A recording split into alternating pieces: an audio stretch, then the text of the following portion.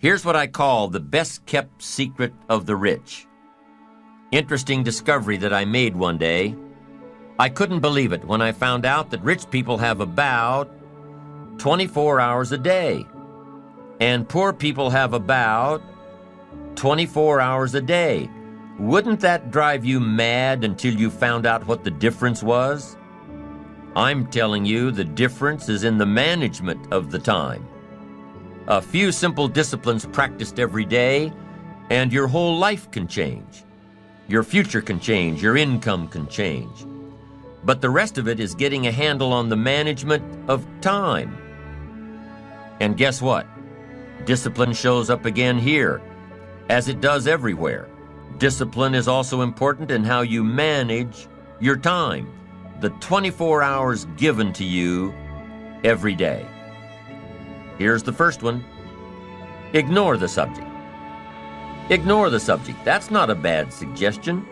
Somebody says, well, I've been behind all my life. Doesn't look like that's going to change. Forget it. I like that approach. At least it's honest. Nobody's ideas of success and time management are right for you unless they can be applied by you. That it's important to resist all stereotypes for success, to resist all models of success. So here's one alternative to time management. Ignore the subject. Don't let somebody pressure you by saying, here's what you've got to do with your time. Resist all that. Take advice, but don't take orders. Let somebody give you their opinions and then accept the ones you want to accept. And the ones you don't want to accept, don't accept. Resist all attempts to pressure you into becoming the model of success. Resist all that. Do it on your own time, the time that's right for you.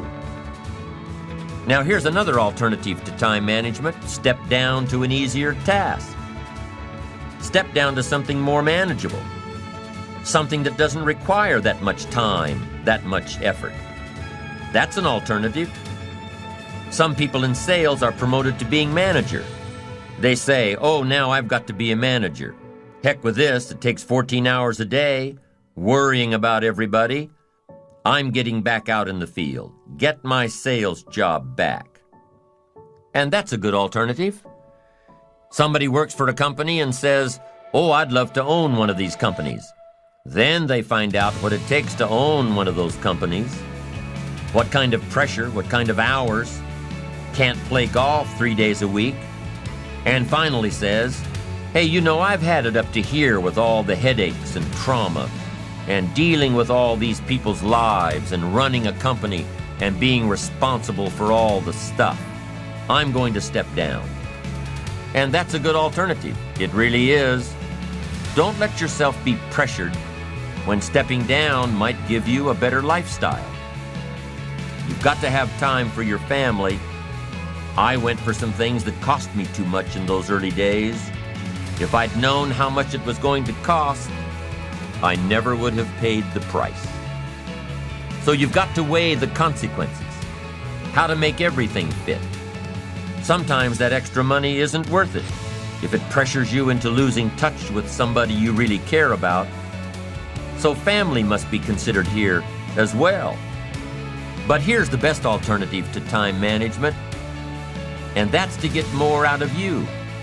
If we just get more from ourselves, we can make an hour as valuable as 10 hours used to be. We can get as much done now in a day as we used to get done in a week. Efficiency, skills, knowledge, awareness, practice, getting better, all of that value we can bring to the marketplace, bring to the job, and that's where the real time management comes in. I found out that a normal day is enough time. 8 hours, 10 hours, 5 days, 6 days. That's enough time. The rest of it now has got to be the best use of that time. There's a movement going on now in the workplace. The movement is people setting up home offices, telecommuting to work, working at home and communicating with the office through fax machines and computers and modems and delivery services.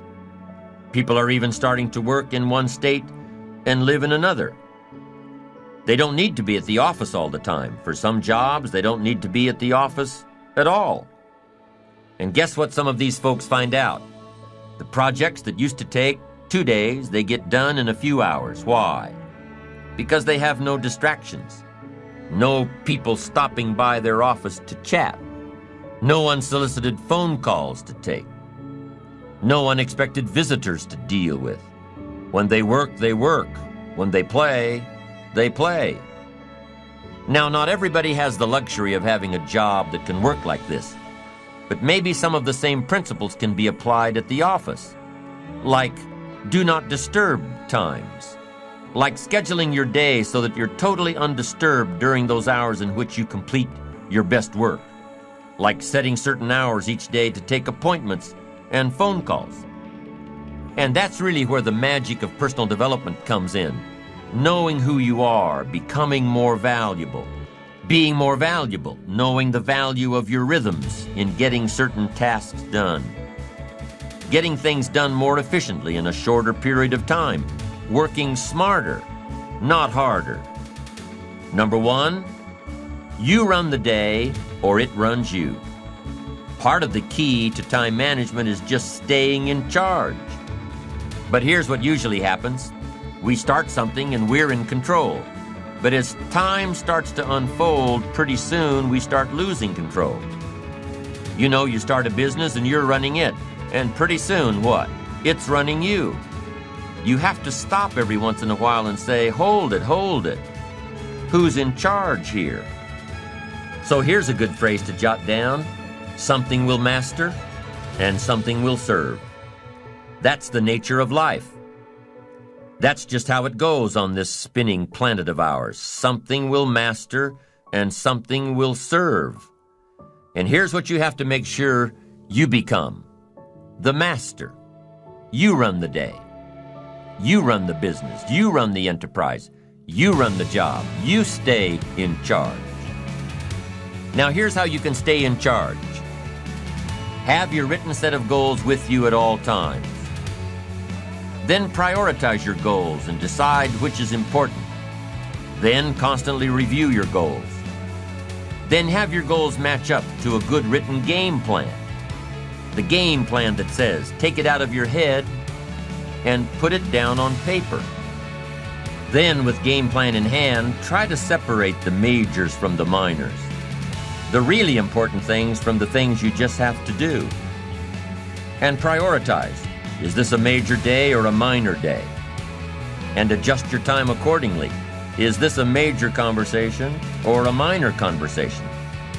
A lot of people don't do well, and here's why. They major in minor things. They spend too much time on things that don't count, and too little time on things that should count. So you're about to pick up the phone and make a call. But before you do, decide, is this a major call? Is this a minor call? If it's a major call, it needs a little preparation. If it's a minor call, a few pleasantries will probably do. Hi, how are you? So a little evaluation will save you a lot of time. Major, minor. Next time management essential, don't mistake movement for achievement. You probably know some people around you who are just plain busy being busy. You've got to be busy being productive. It's easy to get faked out by being busy. Guy comes home at night, flops down in the easy chair, says, I've been going. But the real question is, doing what?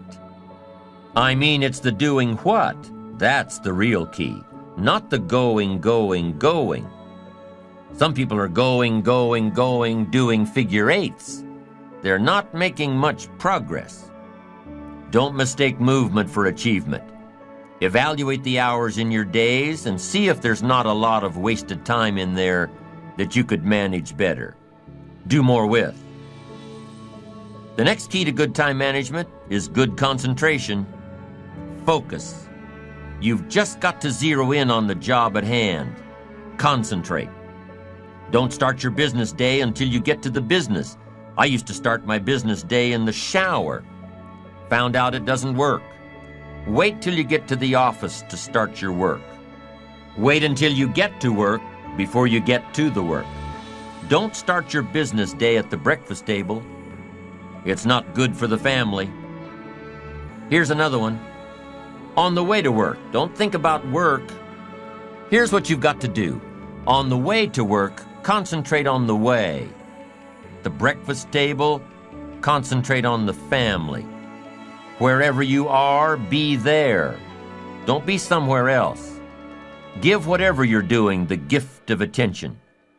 Give people the gift of attention. The gift of attention, concentration. Next time management essential, learn to say no.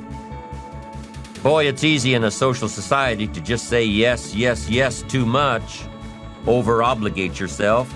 Then it takes all those phone calls and all that time to back out of it and redo it. Don't say yes too quickly. Better to say, I don't know if I can make it, but I'll give you a call. Better to say you don't know than to say yes, yes, yes too quickly, trying to be nice and then having to back out. One of my colleagues has a good saying, don't let your mouth overload your back. Committing too soon, too quick. Being too eager to please. Appreciate yourself, your time, appreciate your own limits. Know when your commitment to someone else will end up taking time away from yourself and from your family.